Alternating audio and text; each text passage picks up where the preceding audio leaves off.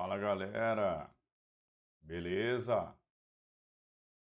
Estamos aí para mais uma resolução de exercícios a respeito do eletromagnetismo.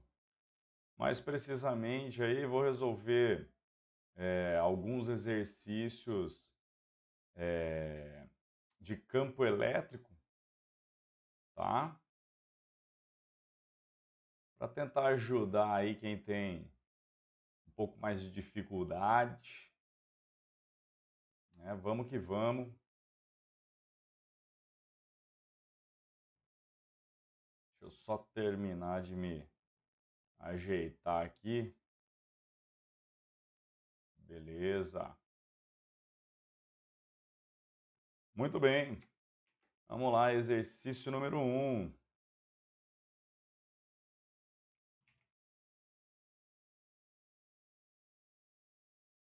Considere a figura abaixo, onde E é o vetor campo elétrico resultante em A, gerado pelas cargas fixas Q1 e Q2. Então veja, essa carguinha aqui e essa aqui vai gerar um campo para baixo, ok?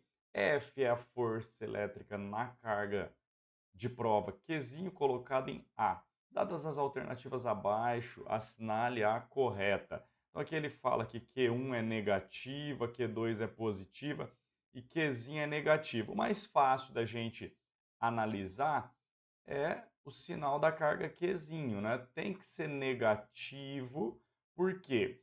Porque a força e o campo têm sentidos opostos. Quando a força e o campo apontam para sentidos opostos, a carga sobre a qual a força está atuando é negativa. Se a força estivesse para o mesmo lado do campo, ela seria positiva. Agora, nós podemos lembrar também que o campo elétrico resultante ele se deve a uma soma de campos. Então, para dar esse campo para baixo aqui, ó, essa carga tem que ser positiva, porque o campo do mais sai, então o campo da carga 1 vai estar apontando para cá, ó, e o campo da carga 2, ela precisa ser negativa. Para quê?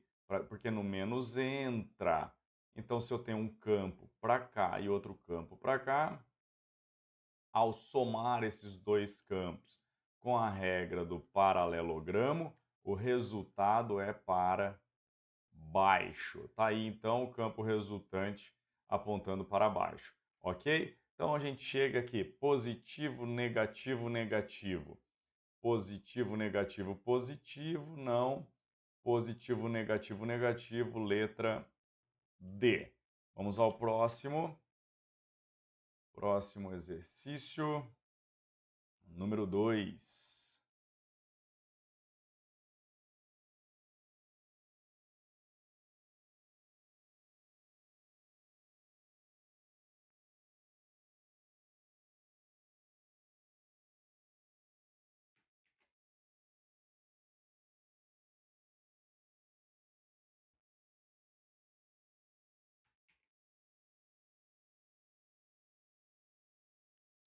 A figura a seguir mostra as linhas de força do campo eletrostático criado por um sistema de duas cargas pontiformes, Q1 e Q2.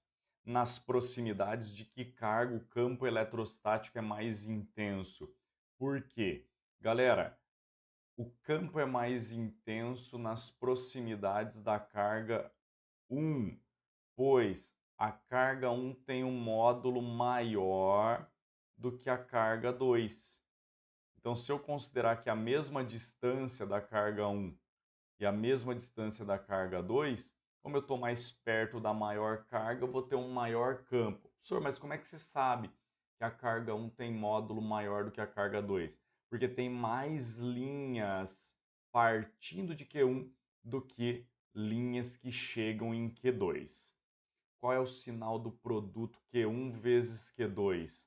Q1, Q2, agora estou considerando os sinais, é negativo, porque do mais sai e no menos entra. Então, eu tenho uma carga positiva e uma carga negativa. Tá aqui, ó, linha saindo de Q1, chegando, entrando em Q2. Portanto, uma é positiva, outra negativa. E qual a relação entre os módulos de Q1 por Q2? Galera, a relação entre os módulos de Q1 e Q2 é proporcional, então, à relação entre os módulos, desculpa, entre os números de linhas 1 e 2. Então, nós vamos contar aqui quantas linhas nós temos em 2. 1, 2, 3, 4, 5, 6, 7, 8, 9. Então, N2 é 9.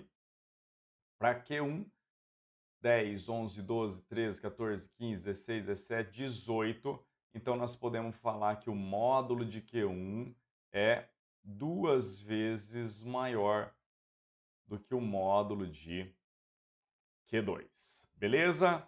Tranquilo? Mais um, vamos lá.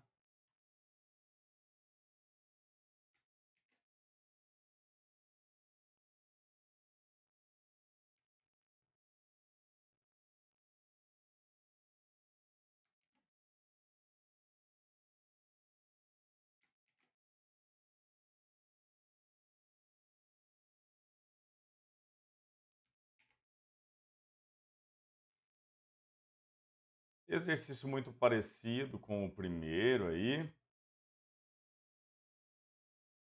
Ok? Fundado em 2002 pelo Prêmio Nobel Carl Wieman, o projeto PET Simulações Interativas na Universidade de Colorado Boulder, nos Estados Unidos, cria simulações interativas gratuitas de matemática e ciências. As simulações PET baseiam-se em extensa pesquisa em educação e envolvem os alunos através de um ambiente intuitivo, estilo jogo, onde os alunos aprendem através da exploração e da descoberta. A figura acima foi obtida pelo PET, sendo que 2 partículas A e B eletricamente carregadas foram colocadas em uma determinada região do espaço. As setas indicam a direção e o sentido das linhas de força do vetor campo elétrico do sistema. A respeito das cargas elétricas A e B, é correto afirmar que você pode ver que as linhas aqui, ó, elas estão saindo da carga A e entrando na carga B. Portanto, do mais sai, no menos entra. A carga positiva é A e a negativa é a carga B. Letra D. Exercício número 4.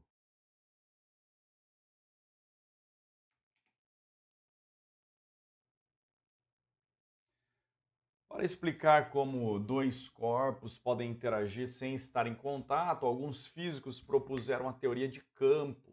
O campo elétrico, por exemplo, é uma alteração produzida no espaço pela presença de uma carga elétrica, de modo que outra carga no entorno da primeira detecte a existência desta por meio dessa alteração.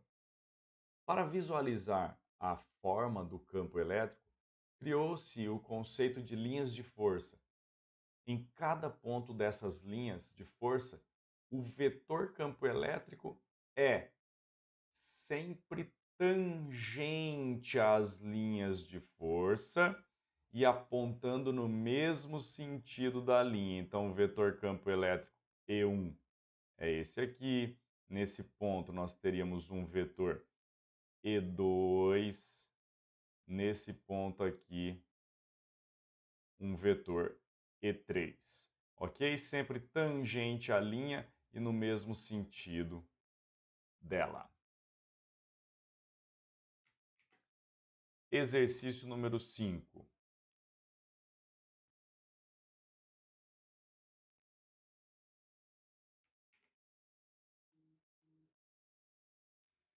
Qual dos seguintes gráficos representa a intensidade E do campo elétrico de uma carga pontual em função da distância D entre a carga e o ponto? A gente sabe que o campo elétrico é kq por d quadrado, sendo assim o campo é inversamente proporcional à distância ao quadrado. Quando eu aumento a distância, o campo cai. Portanto, a melhor resposta é a letra D. Isso aqui é uma hipérbole equilátera. Hipérbole equilátera. Beleza? Vamos para o próximo.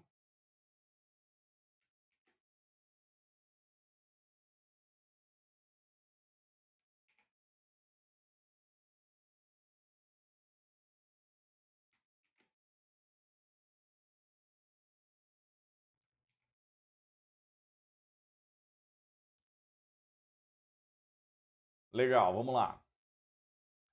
No triângulo retângulo isósceles XYZ, conforme o desenho a seguir, em que XZ e YZ são 3 centímetros, foram colocadas uma carga elétrica pontiforme de 6 nanocoulombs no vértice X e uma carga elétrica pontiforme de 8 nanocoulombs no vértice Y.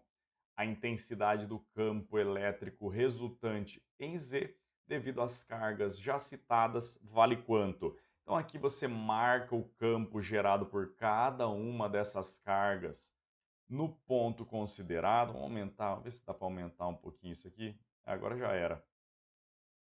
Vou tirar esses positivos daqui. Ó, você tem duas cargas positivas aqui, certo? Então você lembra que o campo elétrico do mais sai. Então você vai marcar o campo de Y saindo dela, EY, o campo de X saindo dela, tá lá o EX, legal, são vetores. Veja que se o triângulo aqui é retângulo, esse ângulo aqui também é 90 graus. Se a gente fizer a soma pela regra do paralelogramo, nós vamos ter então o resultado apontando para cá. Esse é o campo resultante. Agora, eu preciso, para calcular esse campo resultante, resolver um teoreminha de Pitágoras. Ó. Vou fazer aqui nesse cantinho. E ao quadrado é igual a EX ao quadrado mais EY ao quadrado.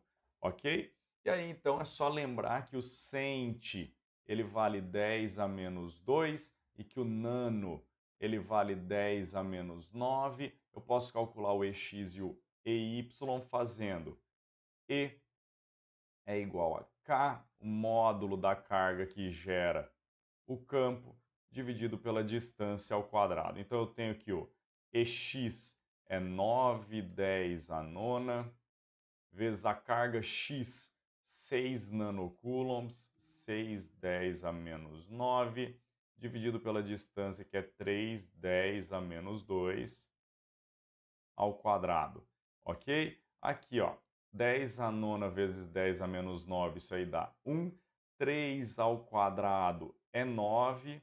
E nós temos então que o campo aqui vai dar 6 vezes 10 elevado à quarta newtons por coulomb. Por quê? 10 a menos 2 ao quadrado dá 10 a menos 4. Se eu jogar ele para cima, ele vai ficar 10 à quarta. A outra carga vale 8 nanocoulombs. Então, se eu calcular EY, já que a distância é a mesma, né, nós teremos 8/10 à quarta newtons por coulomb. Eu poderia, então, pensar que esse cara aqui ele vale 8/10 à quarta, esse cara aqui vale 6/10 à quarta, então isso aqui seria a hipotenusa desse triângulo aqui, que é um triângulo 6, 8. Então, quanto que dá a hipotenusa? É 10, beleza? É o triângulo 3, 4, 5. 6, 8, 10, beleza? Se a gente fizer a continha, o campo resultante é a raiz de... Vou deixar aqui já o 10 à quarta, tá? Vamos fazer só o EX ao quadrado, que é 6 ao quadrado, mais o EY, que é 8 ao quadrado. Tudo isso, 10 à quarta vai sair ali. O campo resultante é, então, 36 mais 64, você vai dar 100, 10 à quarta, ou o campo resultante é 10, 10 à quarta, como eu já tinha discutido com vocês. Se você ficar com alguma dúvida, resolve tudo aqui, coloca 6, 10 à quarta ao quadrado, 8, 10 à quarta ao quadrado, você vai ver que vai dar 100, 10 à oitava aqui dentro. Quando você tira a raiz de 100 dá 10, raiz de 10 à oitava dá 10 à quarta. Beleza? Então, 10, 10 à quarta é a mesma coisa que 10 elevado à quinta. Resposta letra E.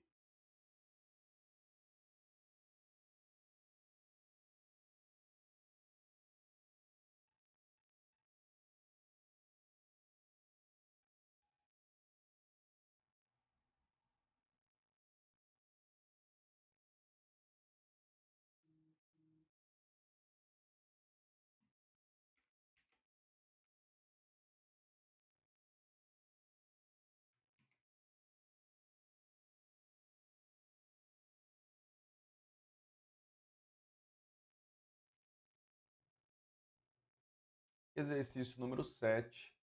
Duas esferas idênticas de massa igual a 100 gramas e carga Q estão dispostas em equilíbrio, como mostrada na figura abaixo.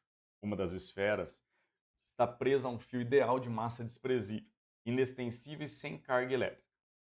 Considerando que o comprimento do fio é 50 centímetros e a distância entre as cargas é 30 centímetros, assinale o que for correto. Então, aqui a gente tem 30 centímetros, aqui a gente tem 50 centímetros. Como isso aqui é um triângulo retângulo, é um triângulo 3, 4, 5. Então, aqui é 40 centímetros. Ok? Na carga, nós temos, na carga 2, tá? A força elétrica de repulsão, a força de tração no fio e, vou colocar vetor aqui, para ficar mais correto, e a força peso dessa esferinha.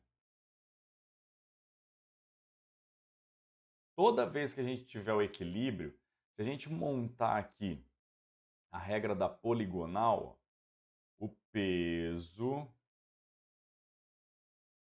mais a força elétrica mais a força de tração, a gente chega então em um polígono fechado, ou seja, o último vetor vai terminar onde começou o primeiro. Então eu posso perceber que esse triângulo aqui, ó, ele é semelhante a esse aqui, ó. Por quê? Porque a tração está no mesmo, na mesma direção do fio. Então, se eu medir esse ângulo aqui, ó, e chamar de θ, por exemplo, esse ângulo aqui também é θ. Então, assim a gente começa a pensar a respeito do problema. 0,1. O módulo da carga elétrica de cada esfera é raiz de 30 sobre 2, 10 a menos 6 coulombs. Para eu descobrir o módulo da carga elétrica de cada esfera, eu preciso saber o valor da força elétrica. O que eu sei até aqui? Eu sei o peso, né, que é a massa vezes a gravidade, sabendo que essa massa é 100 gramas, que é a mesma coisa que 0,1 quilograma.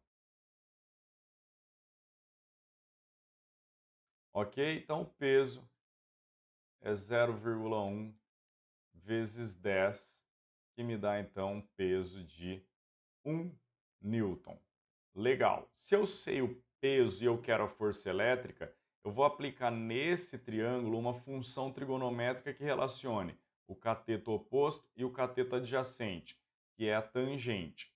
Tangente de θ é o cateto oposto F sobre o peso P. Só que eu não sei quanto que vale a tangente de θ, por isso eu vou ter que olhar nesse triângulo aqui de cima. Ó. A tangente de θ é 30 sobre 40, o cateto oposto pelo cateto adjacente. Então, a gente fica com 30 sobre 40.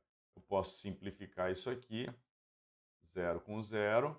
Sobra para nós, então, já que o peso vale 1, a força F é igual a 3 quartos de Newton. Então, troquei esse peso aqui por 1.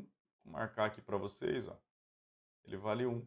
E a gente fica só com 3 quartos. Beleza. Agora, essa força, ela pode ser determinada se nós fizermos KQQ dividido pela distância entre as cargas ao quadrado.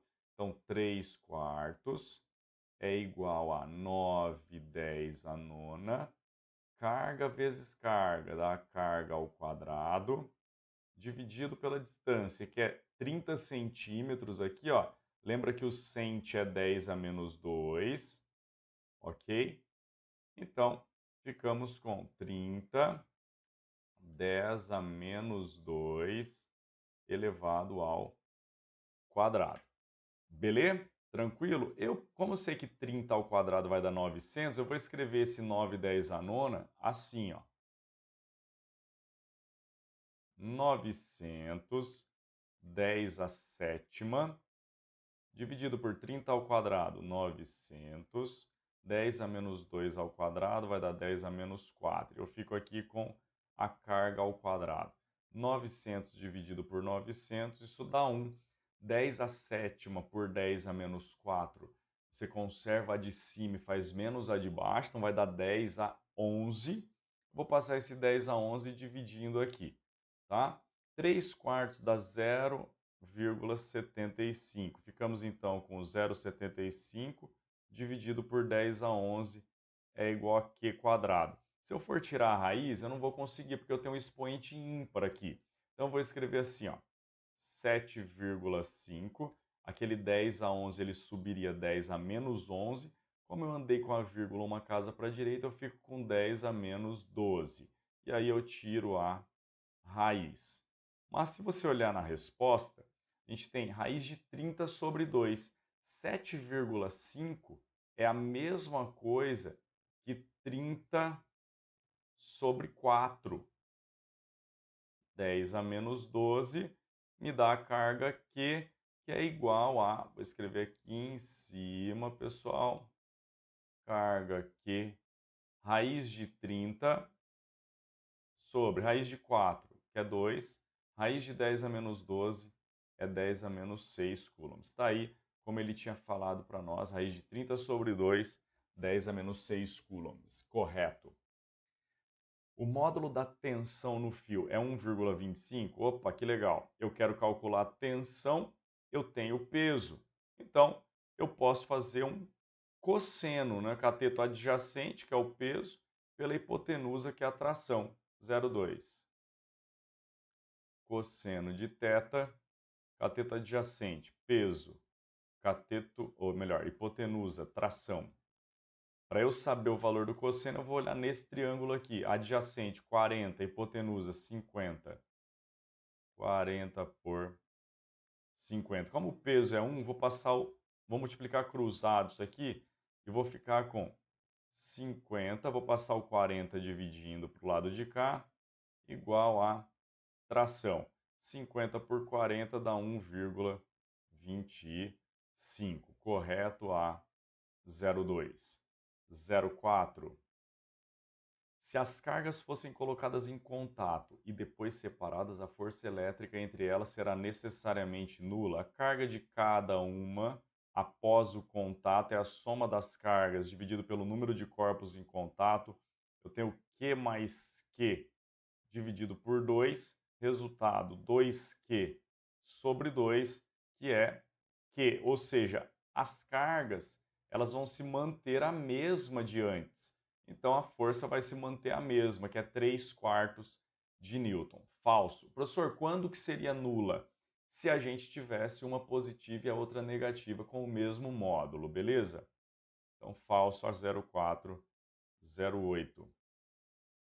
No ponto médio entre as cargas, o módulo do campo elétrico é nulo. Vamos supor que as cargas são ambas positivas, ok? Quero analisar o ponto médio. Então, do mais sai a carga 1 vai gerar um campo E1, a carga 2 vai gerar um campo E2 que sai dela. Como essa carga tem o mesmo valor dessa aqui e essa distância é a mesma dessa, então esses campos eles têm o mesmo módulo se anulando no ponto médio. Portanto, verdadeiro a 0,8. E 16 também é verdadeira, né? O módulo da força elétrica é 0,75 newtons. Você sabe aqui, ó, o módulo da força elétrica é 3 quartos. 3 quartos é a mesma coisa que 0,75 newtons, beleza? 3 dividido por 4 é igual a 0,75 newtons. Verdade, então, soma 16 com 8, 24 com 2, 26 com 1, você marca 27 no gabarito. Beleza? Esse exercício aí é um pouquinho mais difícil, né? Vamos ao próximo, então.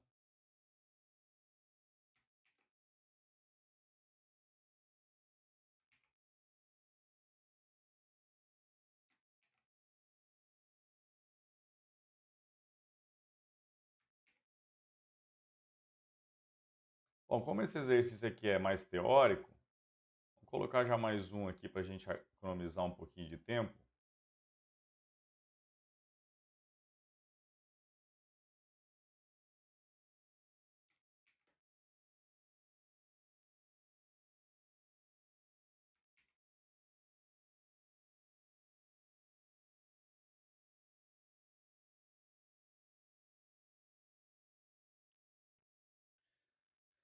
8. A gaiola de Faraday é um curioso dispositivo que serve para comprovar o comportamento das cargas elétricas em equilíbrio. A pessoa em seu interior não sofre descarga elétrica, então você vê que tem um monte de descargas aqui nessa gaiola e a pessoa não toma choque. Dessa experiência, conclui-se que o campo elétrico no interior da gaiola é inteiramente nulo, pessoal. No interior de condutores, o campo elétrico é nulo. Por isso que o melhor local para a gente se proteger de tempestades é dentro de um carro, porque o carro é metálico e o campo elétrico no interior de condutores é nulo. Por isso a gente não toma choque. Beleza? Não tem nada a ver com os pneus de borracha. Tranquilo? Lembrando que não existem isolantes perfeitos. Então, a borracha, no caso da energia contida em um raio, como é muito grande, ele vai passar a conduzir. A energia, o raio, ele vai saltar pela borracha. Então, você consegue se proteger de uma tempestade dentro de um carro, porque o carro é condutor, beleza? E no interior de um condutor, o campo é nulo. Exercício número 9. Quando um condutor está em equilíbrio eletrostático, podemos afirmar sempre que, vamos lá, o campo elétrico no interior do condutor é nulo. Letra D. Considere as afirmações seguintes. O campo elétrico no interior de um condutor esférico, seja maciço ou oco, é nulo. Verdadeiro.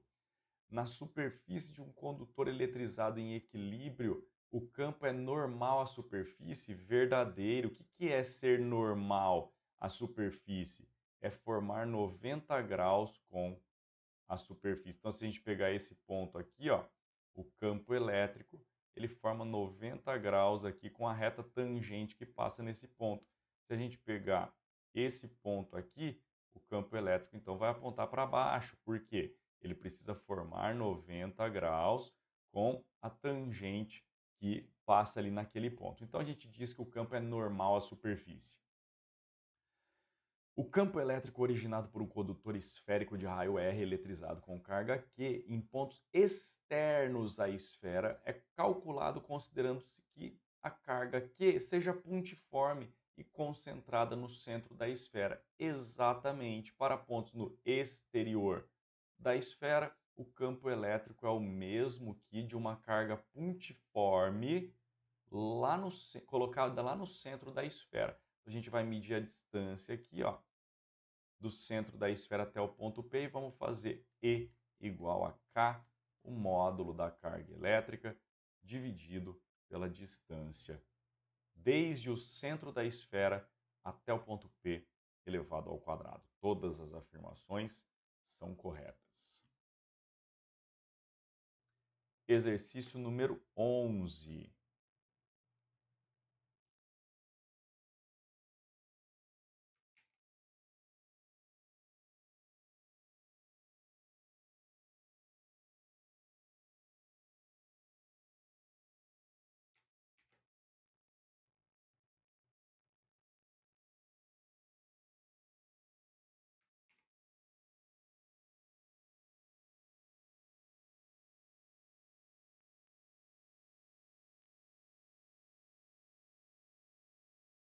Tá aí. Duas irmãs que dividem o mesmo quarto de estudos combinaram de comprar duas caixas com tampas para guardarem seus pertences dentro de suas caixas, evitando assim a bagunça sobre a mesa de estudos. Uma delas comprou uma metálica e a outra uma caixa de madeira de área e espessura lateral diferentes, para facilitar a identificação. Um dia, as meninas foram estudar para a prova de física e, ao se acomodarem na mesa de estudos, guardam seus celulares ligados dentro de suas caixas. Ao longo desse dia, uma delas recebeu ligações telefônicas, enquanto os amigos da outra tentavam ligar e recebiam mensagem de que o celular estava fora de área de cobertura ou desligado. Para explicar essa situação, um físico deveria afirmar que o material da caixa cujo telefone celular não recebeu as ligações é de metal, é um material condutor, porque dentro de um condutor o campo elétrico é nulo. E aí então uma onda eletromagnética, que é a onda que nosso celular se comunica com a antena, ela é formada por campos elétricos e campos magnéticos oscilantes. Se dentro da caixa metálica não pode ter campo elétrico, não surgirá lá a onda eletromagnética. Então, metal e o telefone não funcionava devido à blindagem eletrostática que o metal proporcionava. A gente chama esse fenômeno de blindagem eletrostática. Ok? Acho que dá para a gente aumentar isso aqui ainda. Vamos ver? Aumentar um pouquinho para ficar um pouquinho melhor. Vou colocar aqui no cantinho. Tá aí então. Opa, legal. Blindagem eletrostática, letra B. 12. Um condutor esférico de raio R e carga elétrica Q gera um campo elétrico de módulo E.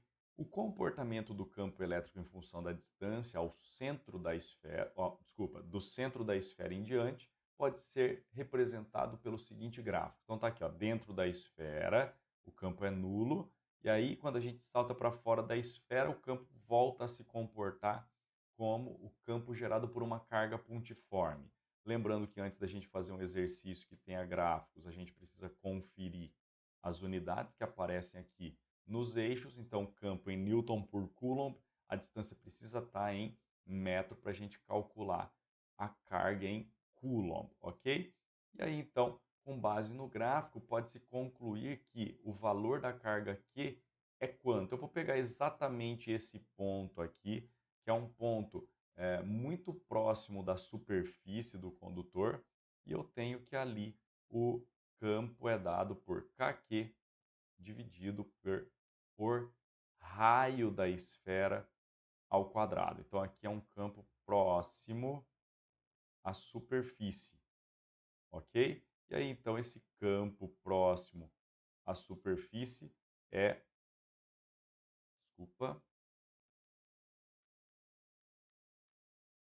esse campo próximo à superfície, ele vale 4,510 a quarta, ok? O K, ele vale 910 a nona. Carga que eu quero saber, dividido pelo raio, que é 1 ao quadrado. Então, 1, 10 a menos 2, porque era 1 centímetro. Eu tenho que fazer a conta em metros. Legal? 10 a menos 2 ao quadrado é 10 a menos 4. Então, se eu passar esse 10 a menos 4 multiplicando aqui, eu fico com 4,5. 10 a menos 4, ou melhor, 10 a quarta vezes 10 a menos 4. Eu passo, então, 9, 10 a nona dividindo.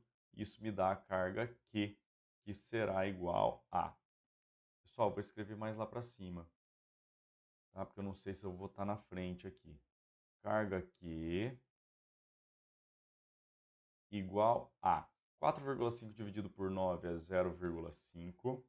Ó, todas começaram com 5 aqui, né?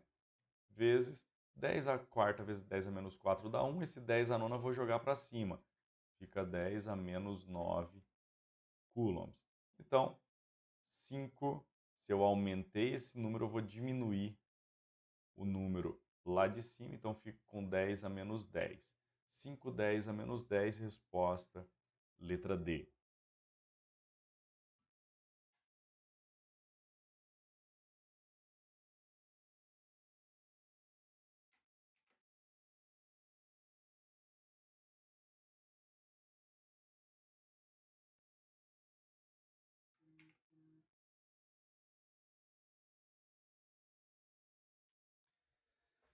A figura a seguir descreve um anel metálico de raio A, carregado positivamente com carga Qzão. No ponto P, um campo elétrico dado pela expressão KQx dividido por A quadrado mais x quadrado elevado a 3 meios. No limite de x muito maior do que A, a expressão do campo elétrico é equivalente a quanto? Ao campo de uma carga pontual com a carga do anel. Então, se tivesse uma carguinha aqui com a carga do anel, a gente teria um campo aqui no ponto P, dado por E é igual a KQ dividido por D quadrado. Campo gerado pela carga pontiforme. Agora, esse campo aqui é o anel. Só que ele falou que o x é muito maior do que a. Então a gente pode desconsiderar aquele a. Ficamos com kqx dividido por x ao quadrado elevado a 3 meios. Isso dá o mesmo que, vamos fazer a continha, kqx dividido por x ao quadrado elevado a 3 meios. Isso aí é x elevado a 3 meios vezes 2, que nos dá 2 dividido por 2, 1.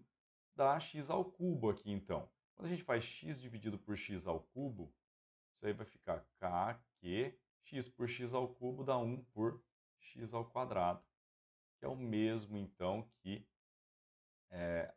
a formulinha da carga pontiforme, ok? Sendo que a distância aqui, desde o centro do anel até esse ponto, é justamente x. Então, eu posso trocar essa distância aqui por x, logo a resposta é a letra A.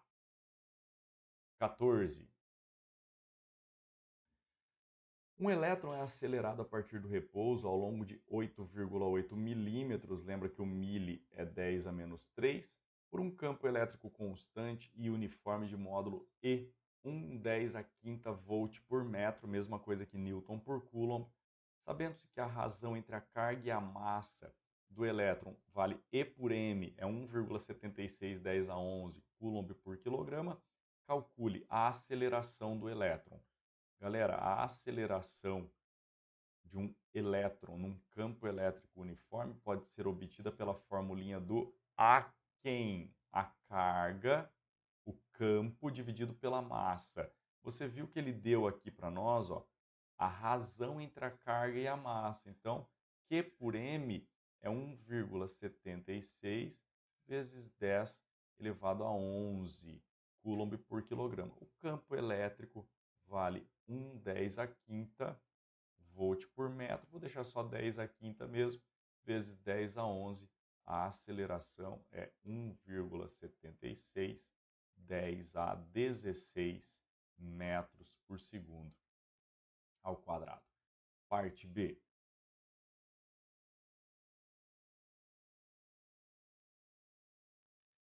Qual que é a velocidade final do elétron depois dele percorrer essa distância aqui de 8,8 10 a menos 3 metros? Se eu tenho a distância e não tenho o tempo, o elétron vai realizar um movimento retilíneo uniformemente variado. Portanto, eu vou aplicar aqui a equação de Torricelli, sendo que a velocidade inicial desse elétron é zero, visto que ele é abandonado a partir do repouso, eu posso afirmar que a velocidade final é a raiz quadrada de 2 vezes 1,76 10 elevado a 16, ok? Que é a nossa aceleração, vezes 8,8 10 a menos 3. Ok? Aqui, o jeito mais fácil da gente fazer é perceber que 2 vezes 8,8, isso aí dá 17,6. Então, a gente poderia escrever assim, ó, 17,6, 10, ou melhor, vezes 1,76, 10 elevado a 16 menos 3 dá 13. Agora, como esse expoente aqui ele é ímpar, eu preciso então fazer uma modificação. Vou transformar esse 17,6 em 1,76 vezes 1,76. Diminuir o número aqui de baixo, vou aumentar o número de cima, fica 14. E aí então, galera, 1,76 vezes 1,76 é 1,76 ao quadrado. Raiz de 1,76 ao quadrado é 1,76. Raiz de 10 a 14 é 10 a sétima metros por segundo, ok? Então tá aí a parte B. A parte C eu vou fazer nesse cantinho aqui, ó. É um exercício deslocado, tá? Ele pergunta qual é o raio da órbita descrita pelo elétron. Na verdade, nesse caso aqui, pessoal, ele se confundiu, né? Deixa eu ver. Ah, não. Ele fala aqui, ó. Ao abandonar o campo elétrico, o elétron penetra perpendicularmente a um campo magnético constante e uniforme de módulo B, igual a 1/10 a menos 2 Tesla. Qual é o raio da órbita descrita pelo elétron? Quando um elétron penetra perpendicularmente em um campo magnético uniforme, a gente vai calcular o raio de sua órbita fazendo mv sobre QB, que é a famosa formulinha do Rashid Mivon-Kibbe, beleza? É uma brincadeira aí que a gente faz, tá? Rashid Mivon-Kibbe. E aí, então, a gente tem o M, que é a massa do elétron, dividido pela carga. Aqui ele me deu a carga pela massa. Então, a massa pela carga vai ser o inverso disso aqui. 1 sobre 1,76, 10 elevado a 11, vezes a velocidade, que é 1,76 vezes 10 a sétima, dividido por campo magnético, que é 1/10 a menos 2. Ok? E a gente fica com 1,76 dividido por 1,76. 10 a sétima dividido por 10 a menos 2 dá 10 a 9. 10 a 9 por 10 a menos 11. Isso aí dá 10 a menos 2. Ok? Metros. 10 a menos 2 metros é a mesma coisa que 1 centímetro. Tranquilo? 1 centímetro é o raio dessa órbita. Legal? Tranquilos? Beleza?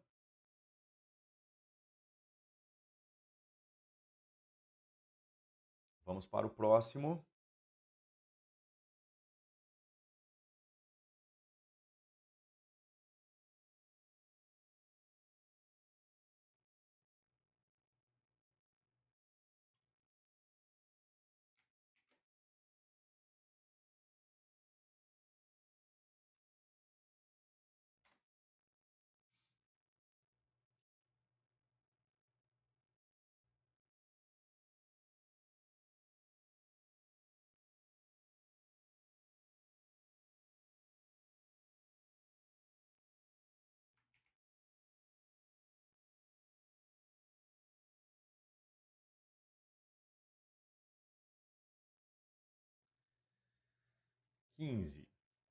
Um selecionador eletrostático de células biológicas produz, a partir da extremidade de um funil, um jato de gotas com velocidade V0y constante.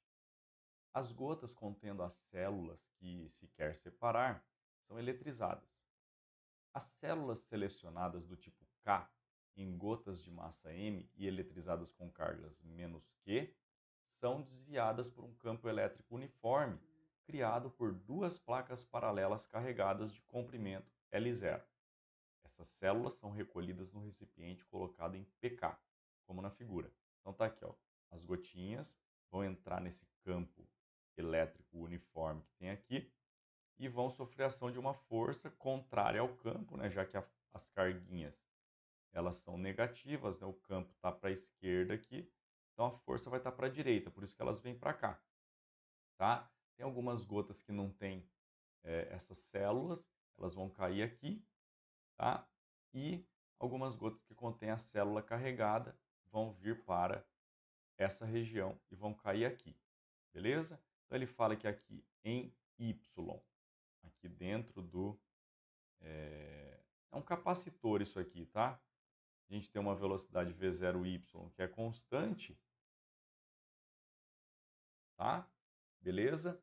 E aí então ele pergunta: para as gotas contendo células do tipo K, utilizando em suas respostas apenas Q, M, E, L0, H e V0y, determine a aceleração horizontal, AX, dessas gotas quando elas estão entre as placas. Eu vou fazer a continha aqui, ó, já que no exercício anterior eu só citei. O que acontece aqui? A gotinha vai estar nessa região e ela vai sofrer ação de uma força elétrica. Essa força ela vai causar uma aceleração na partícula, que é dada por massa vezes aceleração. Professor, mas isso aqui não é a força resultante? É. Então, o que acontece é que a força resultante da partícula é igual à força elétrica. A força elétrica é o campo vezes a carga. A força resultante é massa vezes aceleração. Ele falou para a gente chamar a aceleração de AX, razão X. Ele falou para colocar tudo em maiúsculo, então vamos lá. M AX. Se eu passar o M dividindo, então eu chego que a aceleração é Q E por M.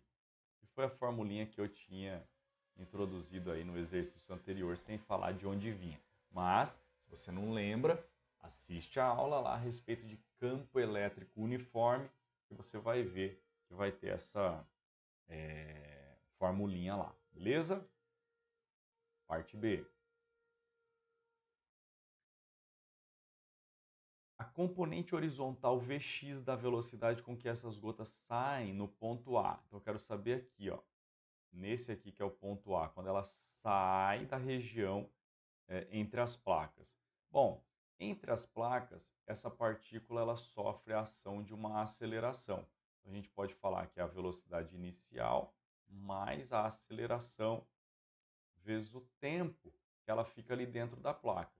No início aqui, ela só tem a velocidade no eixo Y. Então, o V0x, ele vale zero. Isso aqui está na horizontal, tá, pessoal? Por isso que é o x. Agora, a aceleração eu já tenho, aqui é E por M. Falta o tempo que ela fica aqui dentro da placa. Você concorda? Lembra da formulinha do sorvete? ΔS é a velocidade vezes o tempo. Então, quanto ela anda aqui dentro desse capacitor? L0. Com que velocidade? V0y. Durante que tempo? Justamente L0. Vou passar o V0y dividindo aqui. Fico com L0 por V0y. Eu vou pegar esse tempo e vou jogar aqui. E a velocidade Vx fica a aceleração Q por M, módulo de Q, E por M, por M, vezes o tempo que é L0 por Vy. Beleza, tá aí o Vx escrito em termos de QEML0VY. Guarda isso aqui. C. A distância dk indicada no esquema que caracteriza a posição em que essas gotas devem ser recolhidas. Bom, ali a gente tem o seguinte, ó, a gota, quando ela sai, né, nesse ponto aqui, ó, ela tem, eu vou até apagar esse A, vou fazer aqui mesmo, ela tem uma velocidade no eixo Y, que é o V0y, e ela tem uma velocidade no eixo X, que é o V0, melhor, que é o Vx. Eu acabei de calcular. Isso faz com que ela esteja sujeita a uma velocidade total para cá. Ó. Por isso que ela vai cair aqui. Então, a gente pode comparar esse triângulo aqui, ó, Vx mais V0y, dando a velocidade total. Vou fazer assim mesmo. Ó, Vx mais V0y, dando a velocidade total com esse triângulo aqui. Agora eu vou apagar. Aqui. Com esse triângulo aqui, ó. Por quê? Porque esse ângulo aqui é o mesmo que o ângulo entre VY e V, que é esse ângulo aqui, ó. Então, se eu chamar esse ângulo de alfa, esse aqui também é alfa, e aí eu posso aplicar uma semelhança de triângulos, né? VY está para x, V0y está para Vx, assim como, primeiro eu usei o y, ó, é a altura h, depois o x, que é a distância dk. E aí eu consigo determinar o dk, vou fazer aqui em cima, vou passar o dk multiplicando, é h, Vx eu passo multiplicando e divido pelo V0y, ok? Então dk é h, quem é o Vx? Está aqui, ó, QE por M, L0 por V0y. E por M, L0 por V0y. E eu já tinha um V0y aqui embaixo, né?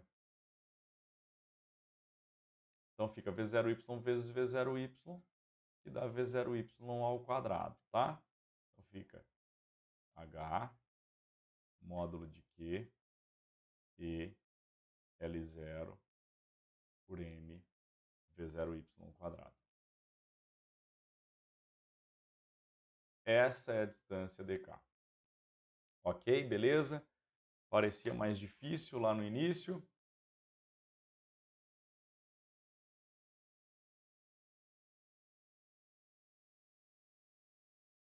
Vamos lá, mais um.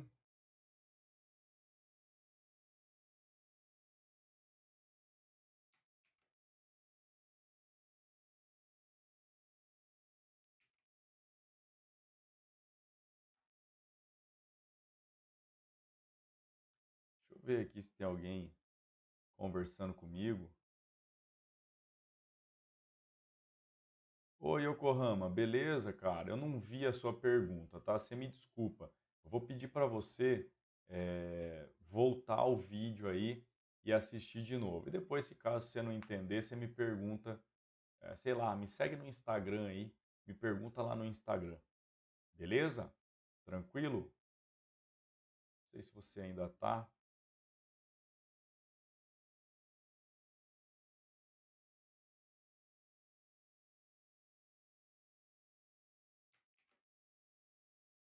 Então vamos lá, próximo exercício.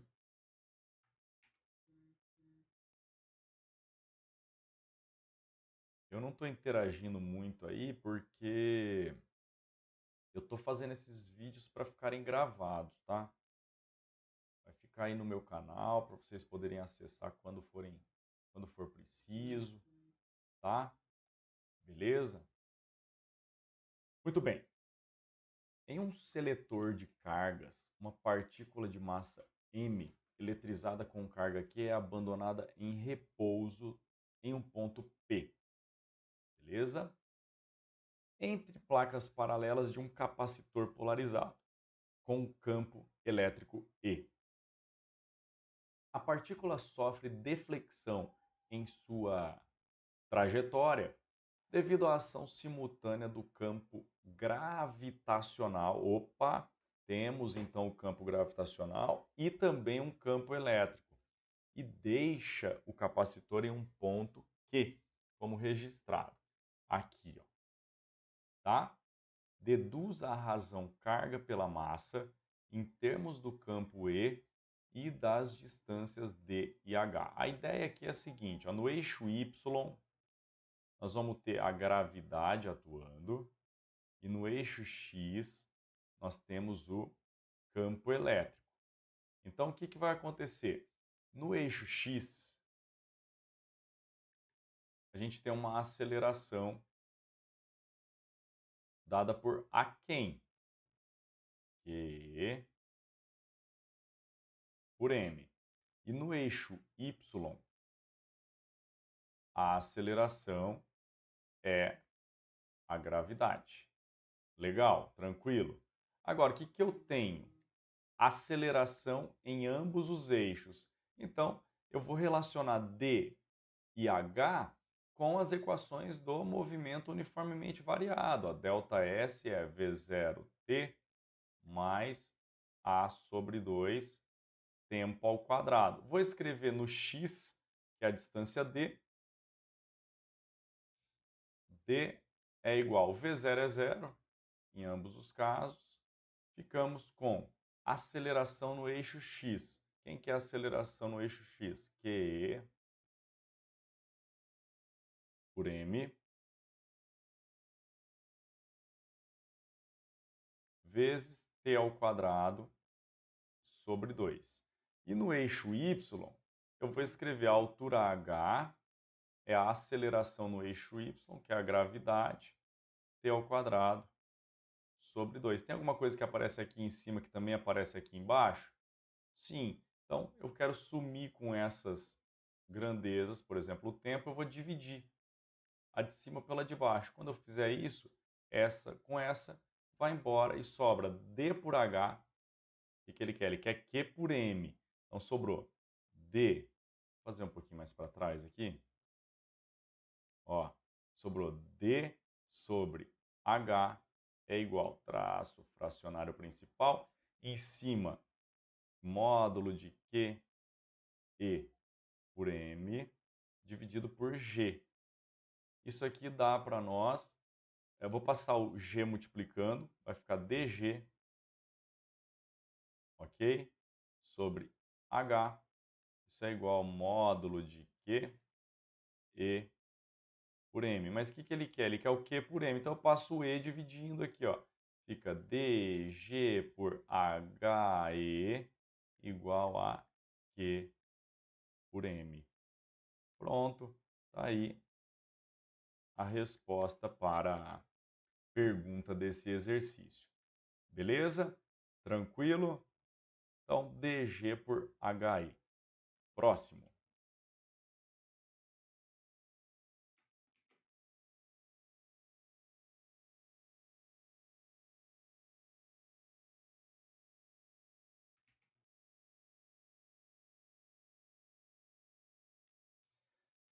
Um dispositivo para medir a carga elétrica de uma gota de óleo é constituído de um capacitor polarizado no interior de um recipiente convenientemente vedado, como ilustrado na figura. A gota de óleo com massa M é abandonada a partir do repouso no interior do capacitor, onde existe um campo elétrico uniforme E. Sob a ação da gravidade e do campo elétrico, então veja, temos os dois de novo, a gota inicia um movimento de queda com uma aceleração de 0,2 g, onde g é a aceleração da gravidade. Você lembra quando a gente solta um corpo sem resistência do ar, sob a aceleração da gravidade, ele cai com a aceleração da gravidade? Aqui, essa gotícula está caindo com 20% da aceleração da gravidade. Isso significa que além da força peso que atua nela aqui, ó, a gente tem também uma força elétrica. Ah, mas para onde vai apontar a força elétrica, professor? Para cima. Por quê, professor? Porque ela vai cair mais lentamente do que se só tivesse o peso. Para ela cair mais lentamente, a força elétrica tem que estar para cima. Conclusão, essa gota está negativa. Né? Por quê, professor? Porque o campo está para baixo, para a força estar para cima, ela tem que estar negativa. Beleza? E aí, então, o valor absoluto do módulo da carga pode ser calculado através da expressão. Eu vou aplicar aqui a força resultante é igual a massa vezes a aceleração. Quem é essa força resultante? É o peso menos a força elétrica. Isso é igual a massa vezes a aceleração. O peso é mg, ou melhor, isso, menos carga, ele chama de Qzão, né? É o FEC, tá, pessoal? Vou fazer FEC. Isso é igual a MA. Ok? Beleza? Mas essa aceleração não é 0,2g? Então vamos já substituir. 0,2g. Agora eu vou trazer esse 0,2g para o lado de cá, vai ficar mg menos 0,2 mg é igual a EQ. Eu quero a carga. Então, 1 mg menos 0,2 mg é 0,8 mg dividido pelo campo me dá justamente a carga elétrica. 0,8 mg pelo campo. Letra A.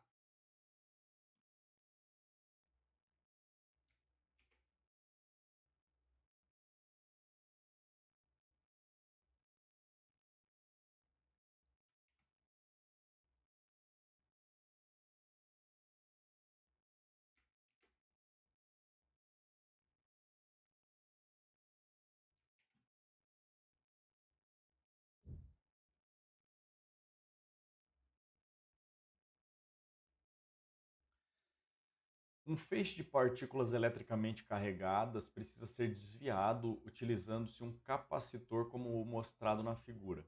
Cada partícula deve entrar na região do capacitor com uma energia cinética K. Então aqui a gente tem energia cinética K em uma direção cuja inclinação θ em relação à direção x é desconhecida inicialmente, e passar pelo ponto de saída P com velocidade paralela à direção x. Então aqui está a velocidade no eixo x. Ela só tem essa, então é o ponto de altura máxima. Isso aqui é a altura, deixa eu escrever, tirar esse negócio. Isso aqui, ó, é a altura máxima, tá? Porque lá no ponto de altura máxima, a velocidade é só a velocidade no eixo x, ok? Beleza?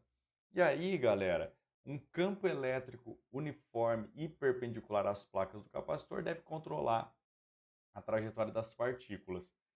Se a energia cinética de cada partícula lá no ponto P é K sobre 4, a sua carga for Q, e desprezando o efeito da gravidade, calcula. Opa, beleza, então não tem gravidade, somente o campo elétrico atua aqui. Nós podemos determinar esse ângulo θ. O que a gente sabe? A gente sabe que o Vx é a velocidade inicial, aqui, ó. Esse aqui é o Vx, tá? Ou V0x. E aqui a gente tem o V0y. Esse aqui é o V0, tá? O V0x é V0 cosseno do ângulo, porque ele está com o ângulo θ aqui, ó. E o Vy, ou V0y, isso é o V0 seno de θ. Só que o Vx ele não muda ao longo do movimento, visto que não tem aceleração no eixo x. Então o Vx é V0x. Portanto, se eu quiser calcular o Vx, eu vou fazer V0 cosseno. Só que eu não tenho o ângulo θ, é o que eu quero na verdade. Então eu vou determinar esse V0x aqui e esse V0 em termos da energia cinética. O que eu vou fazer? Eu vou multiplicar isso aqui, fazer o seguinte, eu vou comparar as energias cinéticas, porque senão vai ficar muito forçada a resposta aqui. Então, na parte A, eu tenho a energia cinética K é m V0x ao quadrado sobre 2. E a energia cinética lá em cima, K', é m ou melhor, desculpa, errei. Aqui é o V0 ao quadrado sobre 2, tá? E lá em cima, a nova energia cinética é mv0x ao quadrado sobre 2. Então, se eu dividir uma pela outra, estou dividindo aqui, m sobre 2 dividido por m sobre 2 vai embora, sobra k no início por k lá em cima é igual a v0 ao quadrado sobre v0x ao quadrado. Quem é o k? Não sei. Eu sei que k' é o k dividido por 4. V0 por V0x, vou colocar tudo isso ao quadrado. Você concorda que o V0 por V0x, ó, vou passar o V0x dividindo, é 1 sobre o cosseno. Então a gente fica com K por K por 4 é 1 sobre cosseno. Conclusão, ao quadrado, né? K por K por 4, isso aí é 4. 1 sobre o cosseno ao quadrado de θ. Então, cosseno ao quadrado de θ é igual a 1/4 raiz cosseno de θ, raiz de 1/4, que é meio. Portanto, o ângulo é 60 graus. Ok? Beleza? E aí a gente quer saber também o campo elétrico que deve ser aplicado para desviar o feixe conforme requerido, em termos de QH, ó, importante isso aqui, QH e K. Como é que eu faço isso aqui? Tá? Eu comparo com o lançamento oblíquo sob a ação da gravidade. Já tem algumas formulinhas prontas, né? Mas a gente pode pegar aqui, ó, a equação de Torricelli, né? Vy ao quadrado é o V0y ao quadrado, menos, né? Vou fazer com a gravidade, tá? Porque a gravidade está para baixo, então fica menos 2Gy. Se eu trocar a velocidade no eixo y aqui, ó, por zero, isso aqui se torna a altura máxima. Ele falou para a gente chamar de h. Então eu fico com zero é igual a V0y ao quadrado. Quem que é o V0y? É o V0 seno menos 2 vezes a gravidade vezes a altura h. Se eu quiser a altura h, vou passar para cá então. 2GH é igual a V0 ao quadrado seno ao quadrado de θ. Vou passar o 2G dividindo sobre 2G. Agora, o que acontece? Aqui não tem a gravidade. Então, eu troco a gravidade por aquém. Por quê? Porque o campo elétrico ele faz o papel da gravidade. Então, eu fico com a altura é igual a. Ele quer em termos de K, né, pessoal? Então, fica assim, ó, V0 ao quadrado seno ao quadrado de 60 graus. Vamos lá. Seno ao quadrado de 60 dividido por 2 vezes, no lugar de G, QE por M.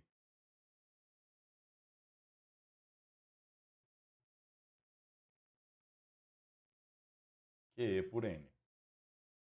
Ok? Beleza? E aqui vai ficar assim, ó. H, será que eu estou na frente? Vamos lá, deixa eu ver. Vou fazer na frente aqui. H é igual a...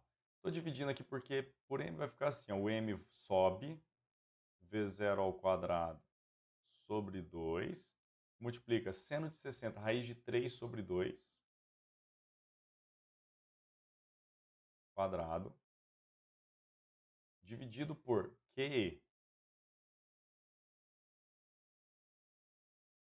Legal? mv0 ao quadrado sobre 2, ó, é o K. Então fica H é igual a K, raiz de 3 sobre 2 é 3 quartos, então K vezes 3 quartos, vezes, melhor,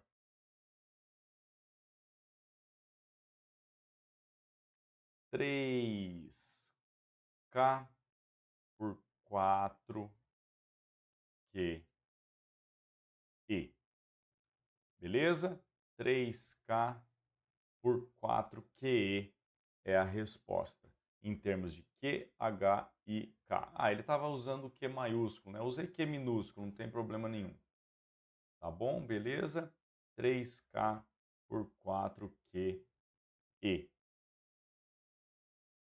Ele quer o E, né? Desculpa. Se ele quer o E, então fica E igual a 3K por 4 QH.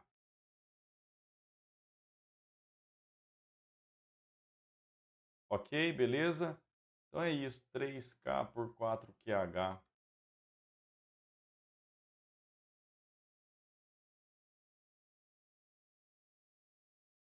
É a resposta esperada aí por ele. Tá bom? Beleza? Exercício da Academia da Força Aérea. De novo, ó, exercício que aparentemente é difícil.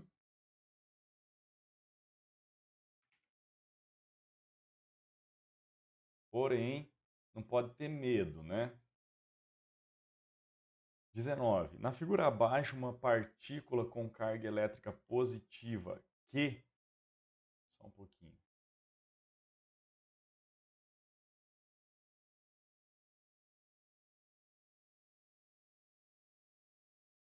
De novo. Na figura abaixo, uma partícula com carga elétrica positiva Q e massa m é lançada obliquamente de uma superfície plana com velocidade inicial de módulo v0, no vácuo, inclinada de um ângulo θ em relação à horizontal. Considere que, além do campo gravitacional de intensidade G, atua também um campo elétrico uniforme de módulo E.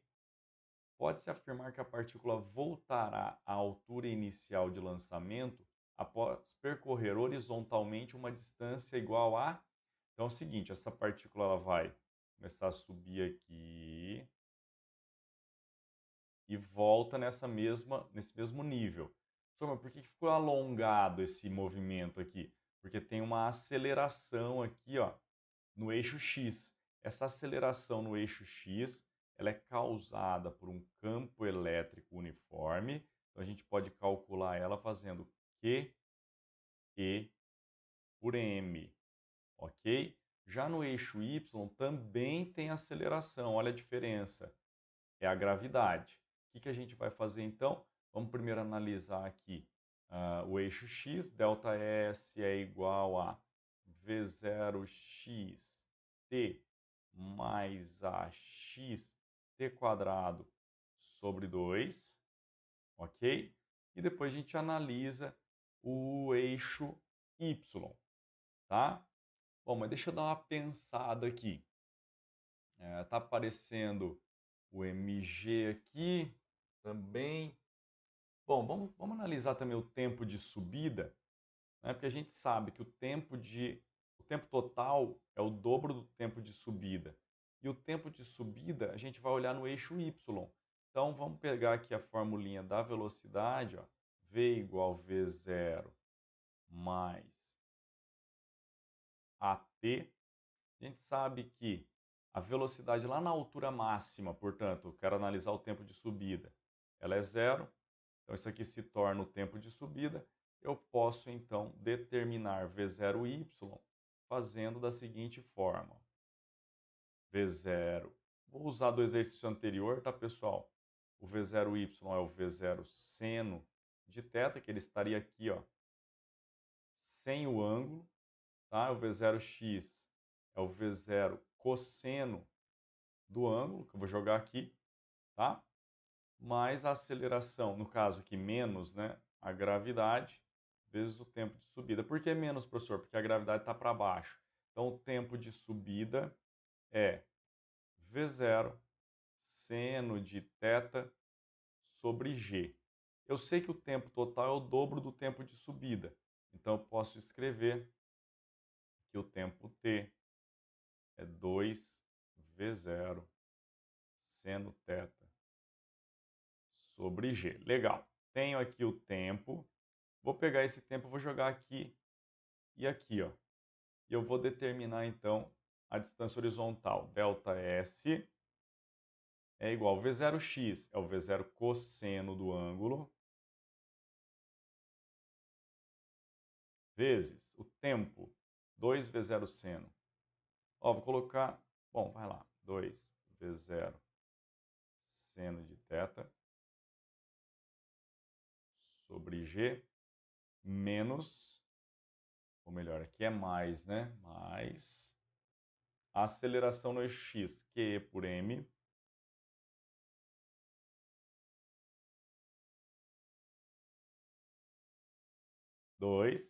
no lugar de tempo ao quadrado, fica 2V0 seno de θ sobre G. Tempo ao quadrado, beleza? Ok? Vamos lá então, ó. Lembra daquela identidade seno de A mais B? Isso é seno A cosseno B mais seno B cosseno A. Se eu trocar o A e o B por θ, a gente fica com seno de 2θ é igual a seno θ cosseno θ mais seno θ cosseno θ. Isso é 2 seno cosseno. Então, o seno de 2θ é o mesmo que 2 seno θ cosseno θ, que é o que apareceu aqui, ó. 2 seno cosseno. Então, eu posso trocar por seno de 2θ. Sobrou, então, V0 vezes V0. Isso é V0 ao quadrado. Seno de 2θ sobre G. Mais, aqui aparece, ó, V0 ao quadrado, ok? Sobre G ao quadrado. Então, V0 ao quadrado sobre G ao quadrado, vezes QE por M, QE por M, vezes 2, aqui, 2 ao quadrado, 4, seno ao quadrado.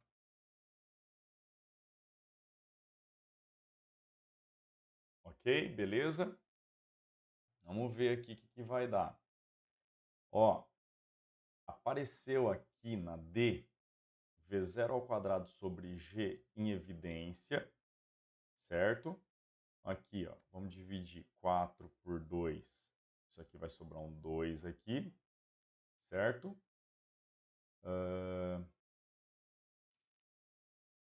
Aqui apareceu o seno de 2θ.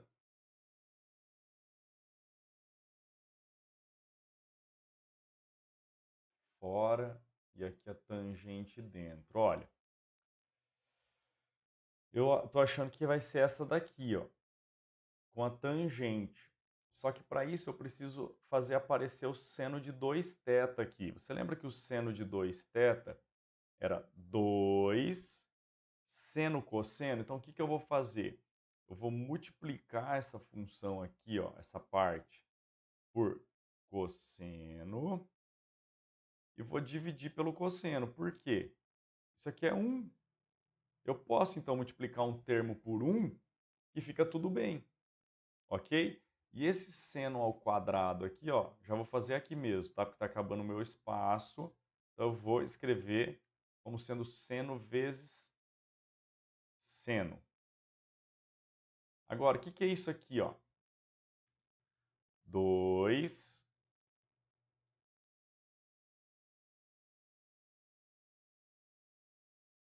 seno cosseno. Não é o seno de 2θ? É. Então, opa, fiz aparecer o seno de 2θ ali. Só que para eu fazer aparecer o seno de 2θ ali, olha o que apareceu aqui embaixo, ó. Seno sobre cosseno, que é uma tangente. Opa, tá ficando parecido, hein? Então, ΔS é igual a V0 ao quadrado sobre G. Vou colocar em evidência. V0 ao quadrado sobre G. Seno de 2θ, esse aqui também é seno de 2θ, vou colocar em evidência. Seno de 2θ. Isso tudo multiplica. Aqui é 1 mais QE por M, aqui sobrou um G, que era G ao quadrado, eu tirei só 1. Então ficou QE por MG vezes seno sobre cosseno, que é a tangente. Oh, meu Deus! Tá aí, então, letra D. Letra D. Esse aí é legal, hein? Esse é legal.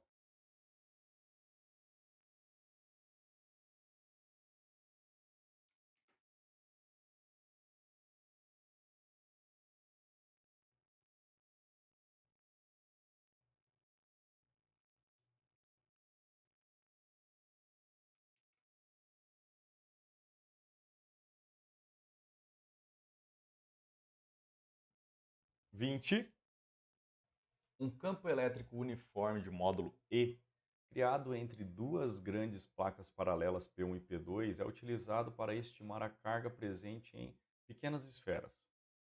As esferas são fixadas na extremidade de uma haste isolante rígida e muito leve, que pode girar em torno do ponto O. Quando uma pequena esfera A de massa m de 0,015 kg e carga Q é fixada na haste, sendo E igual a 500 kV por metro, a esfera assume uma posição de equilíbrio, tal que a haste forma com a vertical um ângulo de 45 graus.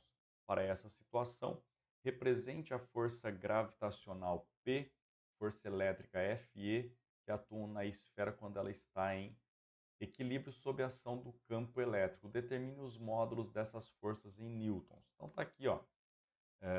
Se aqui a gente tem a força peso, a partícula deveria ficar aqui nessa linha, mas como ela desloca um pouco para direita, então tem a força elétrica atuando nela aqui e vai ter uma força de tração aqui, ó. Para a gente pensar nessa situação, a gente vai usar a regra da poligonal, desculpa. A força F, na ponta dela eu marco a força peso, na ponta dela eu marco a força de tração. E aí eu posso comparar esse ângulo aqui, ó, é o mesmo que esse, né? Que é o mesmo que a tração com a vertical. É esse aqui, ó. Tração com a vertical. Ele falou para mim que esse ângulo era 45 graus. Então, se eu aplicar a tangente de 45 graus, é o cateto oposto, que é F, sobre o cateto adjacente, que é o peso. A tangente de 45 é igual a 1. Ou seja, a força elétrica ela é igual ao peso da partícula. O peso vale a massa vezes a gravidade. A massa é 0,015 kg. 0,015. A gravidade vamos usar 10. Então, a força elétrica e o peso valem 0,15 newtons. Beleza? Estão determinados aí, então, força elétrica e a força-peso. Agora, estime a carga Q em coulombs. F é igual a FEC, né? O campo vezes a carga. Vou colocar maiúsculo aqui também. A força F dá 0,15. O campo ele falou que é 500 kg. Lembra que o quilo é 10 ao cubo. Então, fico com 500 vezes 10 ao cubo vezes Q. Então, a carga Q é... Bom, vou fazer assim, ó, vou escrever isso aqui, o 0,15, como sendo 1.500. Então, andei 1, 2, ó, estava aqui, né? 0,15. Então, andei 1, 2, 3, 4 casas. Então, fica 1.510 a menos 4, dividido por 510 ao cubo. 1.500 por 500 dá 3. Tenho aí, então, 3, 10 a menos 7 coulombs. Essa é a carga da esferinha. E se a esfera se desprender da haste, representa a trajetória que ela iria percorrer, indicando-a pela letra T. Bom, pessoal, se ela se desprender da haste, como tem o peso aqui e tem a força, então elas são iguais, né? O peso P e a força F. Isso vai fazer, então, com que a aceleração no eixo X seja igual à aceleração no eixo Y. E se essas acelerações são iguais, quando a gente somar, vai dar uma aceleração aqui, ó, nessa direção. Isso vai fazer com que a partícula siga aqui, ó, em linha reta. Movimento acelerado em linha reta nessa trajetória aqui, ó.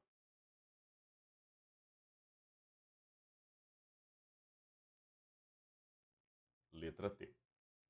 Ok?